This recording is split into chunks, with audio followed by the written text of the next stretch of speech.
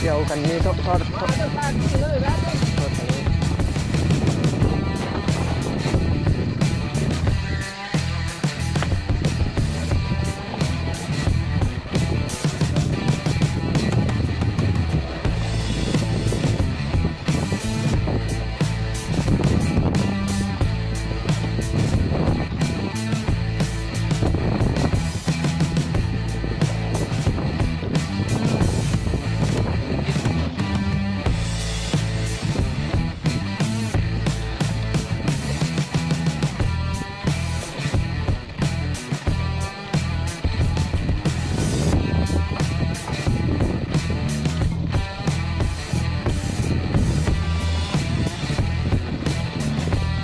มันไม่จะถึงมันเลย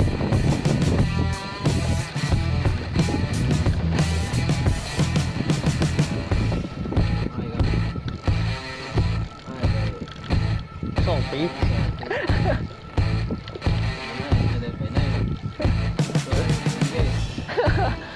จองเขาว่างหัวดิ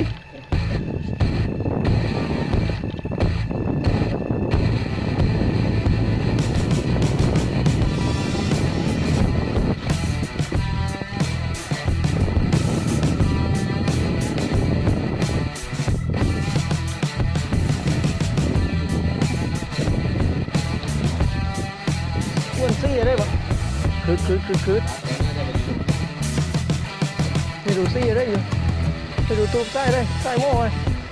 ลากขึ้นนู่นแล้วแต่ไปโค้งไม่เยอะใส่โม่ไหมลากไปนั่นเลยชนลี่ชนลี่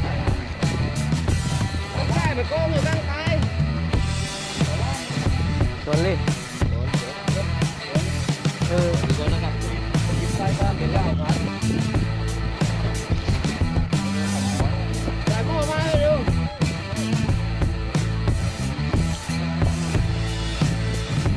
แล้วก็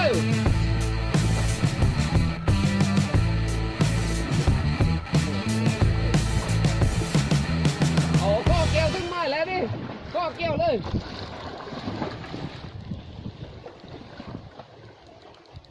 มันลดเป็นไก่เชือกอ้วนอีกเขาลีดีอย่างนั้นอย่างไรอันอย่างลาบใช่ไหมครับอ๋อมุดเนี่ยอ๋อมุดมามุดในใต้ลอยลุดแล้วใต้ลุดแล้วมันปลาร้อนติดอ้วนไม่ลุดว่าไม่ลุดตายหม้อไหมวะตายหม้อแล้วไหมคือก่อนโบ้ซื้อก่อนนู่นแล้วถ้าว่าถือก้อยคนแต่อยู่กลางเรือแก้วเลยไปติดสายหม้อจริง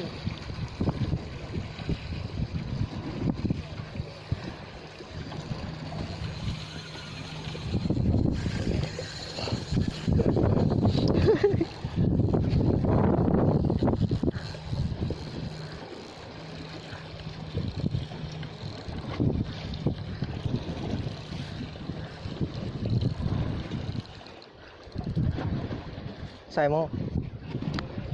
มันวิ่งไปไกลกว่าก้อนเนื้อเนี่ยเบ็ดตาเดียวดิเอาดึงหม้อขึ้นเลยอย่าให้มันพูกอย่างเดียวดิถ้าติดสายสมองใส่หม้อใส่วิ่งไปอย่าจับได้อย่ายกกระชุ่มกลางหลังห้อยไปใต้ท้องเรือห้อยรุดลงไปเลยตัดสายหม้อกันได้ตัดสายหม้อต่อไม่เลยตรงนั้นใส่วิ่งไปก้อนย้ายทุกท้องเรือข้างหลังโอ้ยตัดได้ไหม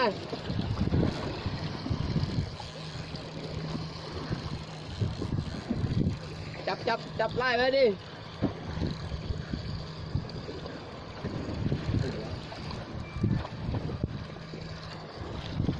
ปล่อย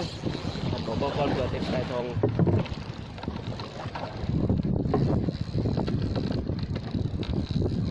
ไปโต้ไหมไปตองเรือไหม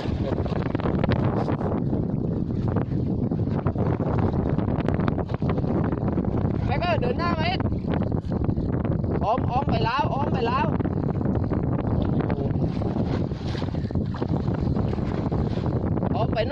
ไปนู่นแล้วป้าเอาติดสายหม้อเลยแล้ว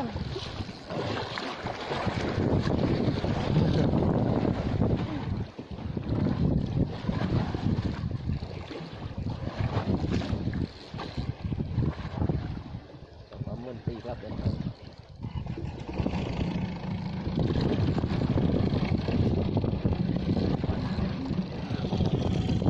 นะครับตอนนี้ก็โดนช่อนทะเลครับผมเอาเดินมาหน้าเลยปลาจมแล้วปลาจมขึ้นเลยไปนู่นแล้ว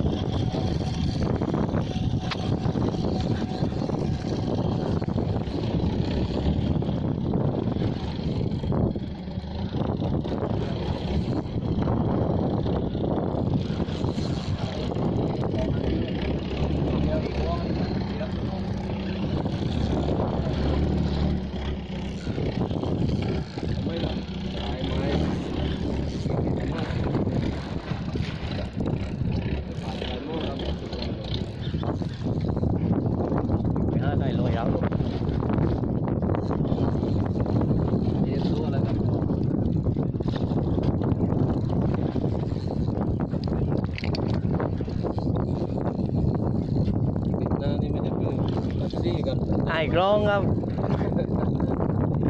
กล้องไปนี่ช่วงหลายเที่ยวครับจะไม่ได้มา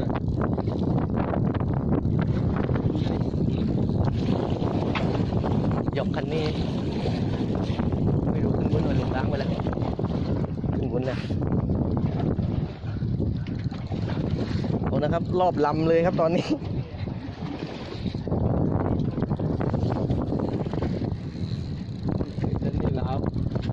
ติดเพราะฉะนั้นก็รถไต้อะไรเป็นรถตังรถที่เราขึ้นบนลงนะอะไรเดี๋ยวเอาคันนี้ขึ้นบนมาตายกันนี่ไปแล้วมันพันกับมันจะได้เงินรุ่นเลยป้าไปรู้อะไรก็ได้ใส่โม่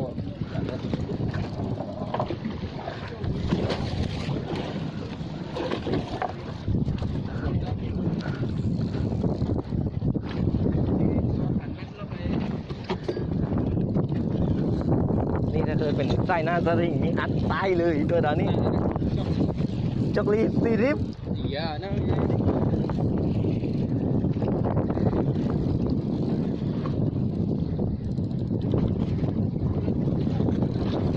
รอบลำครับ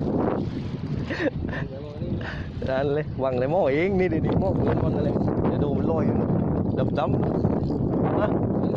ะจอลี่นั่นอ๋อเดี๋ยวยุ่งเลยไม่เห็นละนั่นน่ะดำอยู่นู่นไกลๆนี่เดี๋ยวตรงนี้ลอยอยู่นั่นน่ะดำอ่ะนั่นน่ะดำอยู่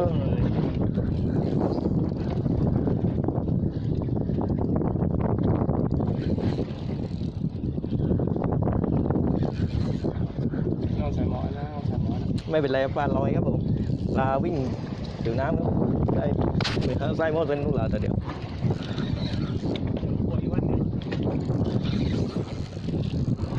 เจ๊อะไรนะ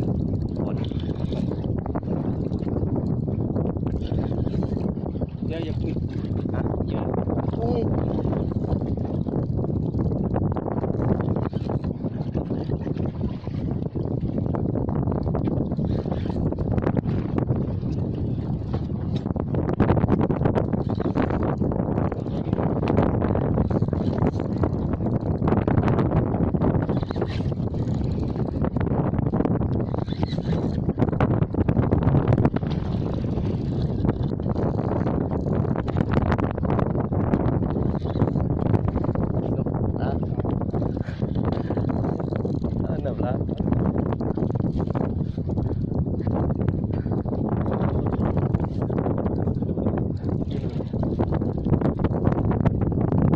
10 บาทไว้ก่อน 10 บาทไว้ก่อนครับ10 บาทไว้ก่อน เสียวย อมเข้านะครับ เสียวได้เป็นรอยแล้ว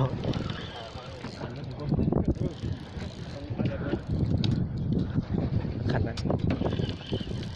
ใส่กันมาแล้วครับใส่กันมาแล้วนะครับใส่กันมาแล้วนะครับ ปลามั่ง ลำมาแล้ว โอ้ตกปลามานี่แล้วเวียนไอ้ตึกเรือนนะเรือนนะโอ้ย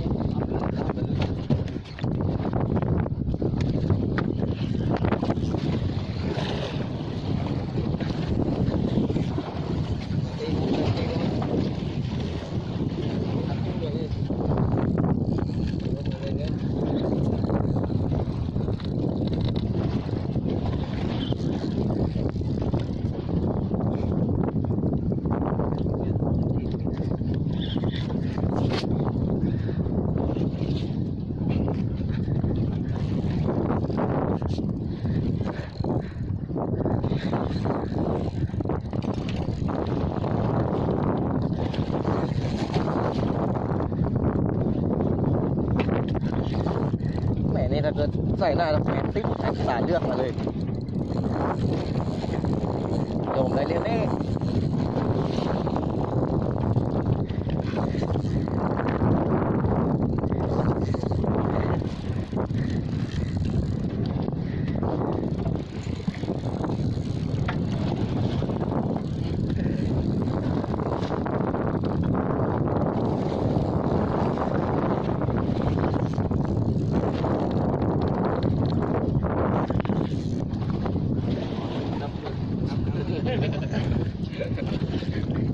การถือไม่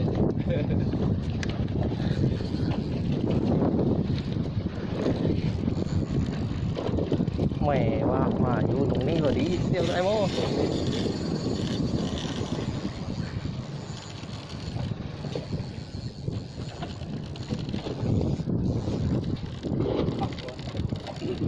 ได้นาทีจังเลย300 ไปก่อนไปก่อนเอามาเกย์ปัดทิ้งเยอะเลยนี่ เป็นกี่กลานเละเลยด้วยอย่าได้ลอยแล้วมั้ง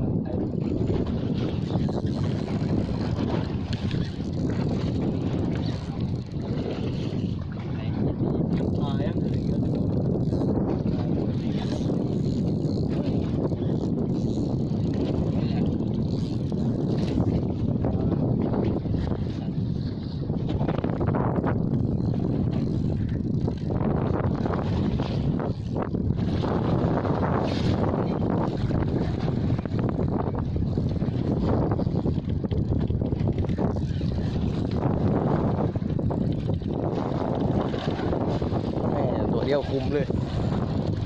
คุมกับเวลาเลย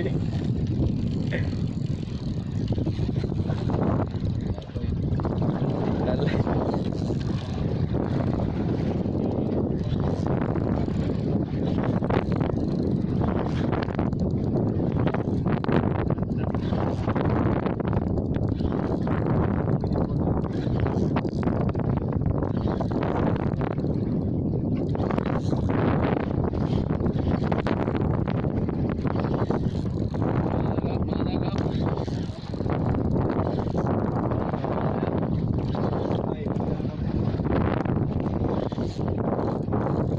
ว้า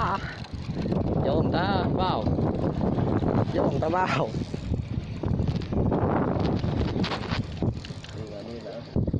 อยากรับไปนี่นะ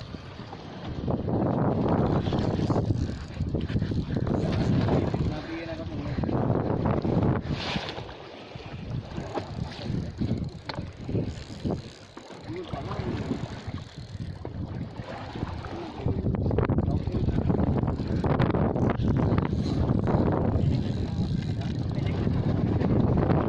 ส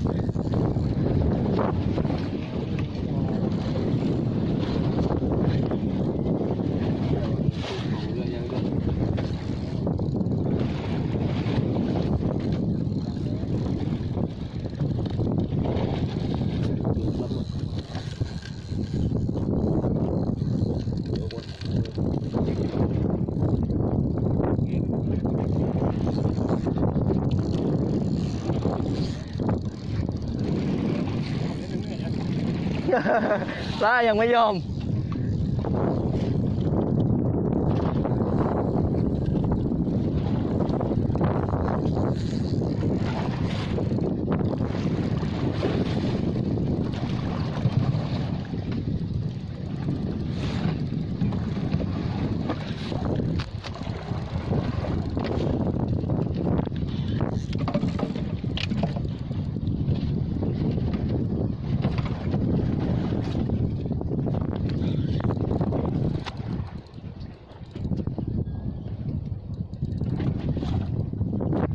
จัก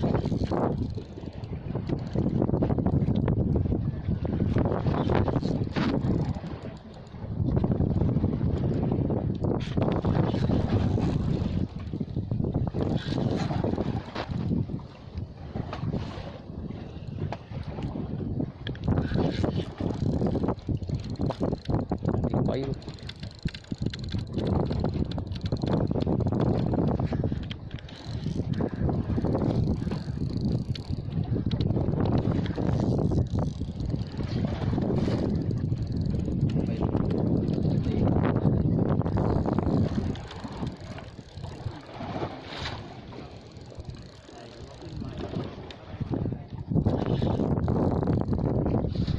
นี่ถ้าเกิดจิกถูกหน้ามันร้อย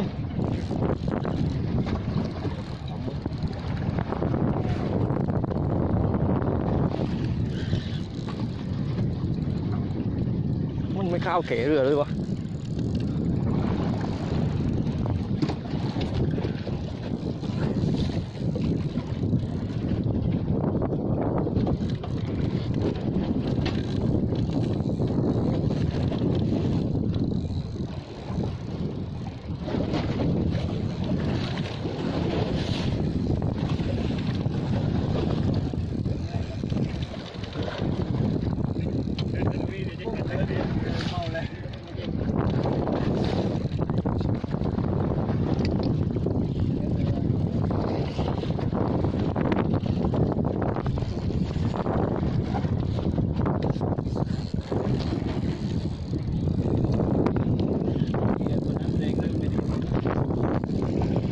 ไม่จะแรงไม่ดี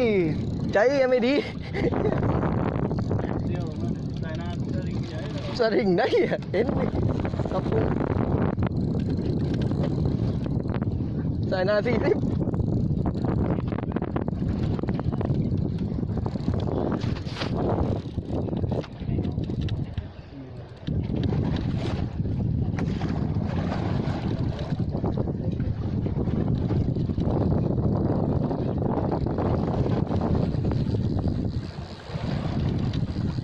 แรงดีจริงๆครับผม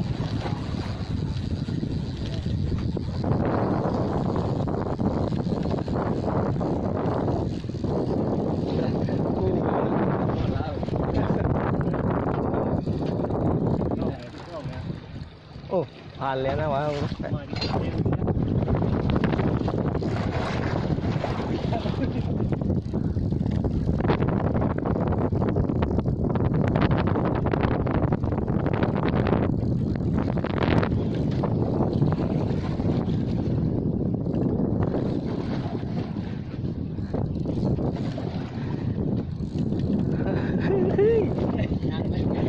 เร็วดีมาดีตีนยันเค็มเรือแล้วครับ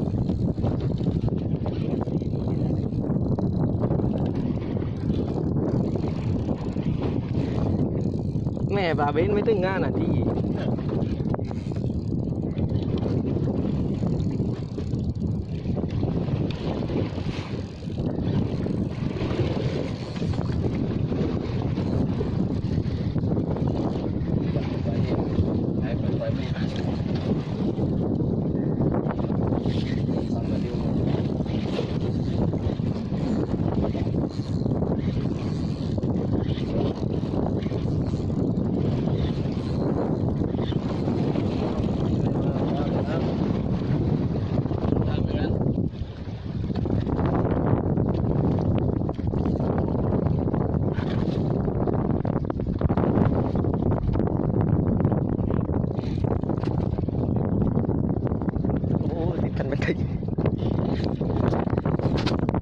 อบที่2ครับผม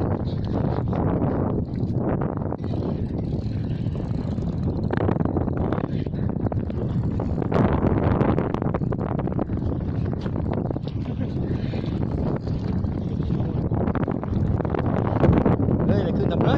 ขึ้นนอน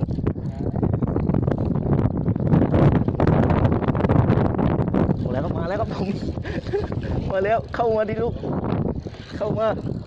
เข้ามาเข้ามา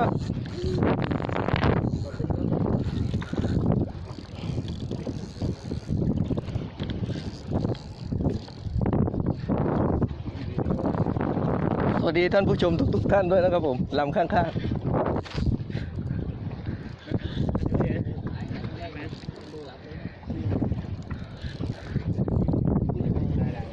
ทิ้งตั้งแต่จัน1 นาทีเอง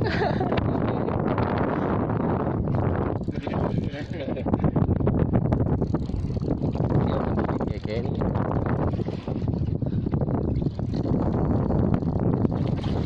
จะเปลี่ยนได้หม้ออยู่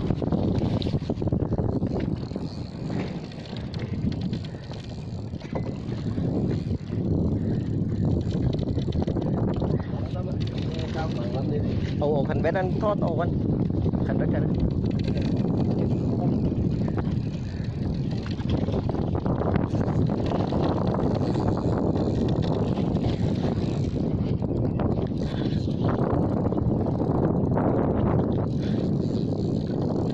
มาแล้ว อย่าทัดน้ำเองเลย อุ้ยอย่าแรงแบบนั้นเลยเสียวรอบที่3ที่4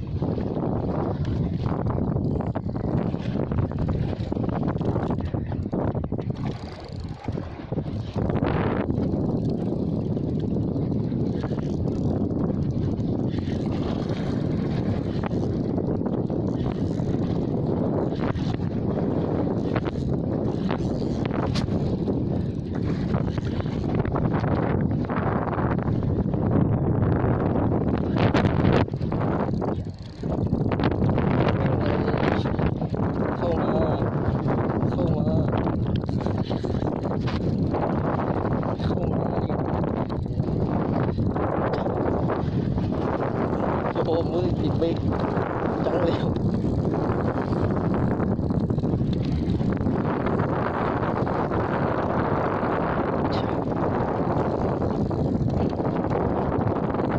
ติดเบรกนัดเดียวนี่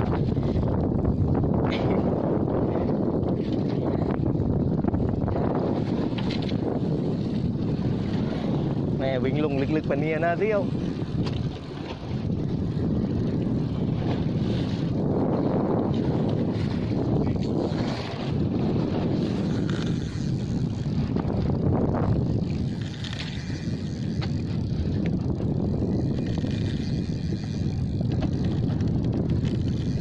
โอ้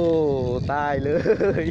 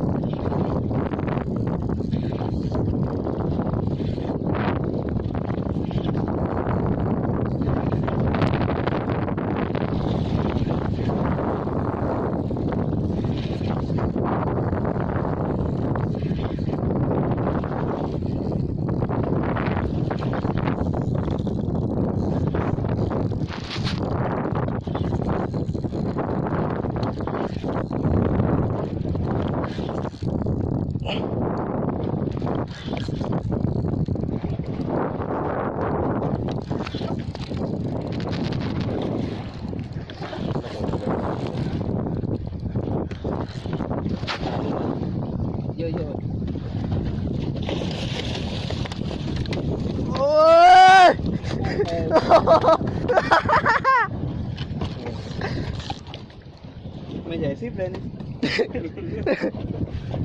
ดูปลาครับผม ได้เลยเหรอ โอ้โหนี่นะครับ เดี๋ยวจะรอดเลยดิ ว่างเลย นี่ครับ20 โลนะครับโลขึ้นมันไม่ ดูครับผมกับกะลอนครับกะลอน20 ลิตร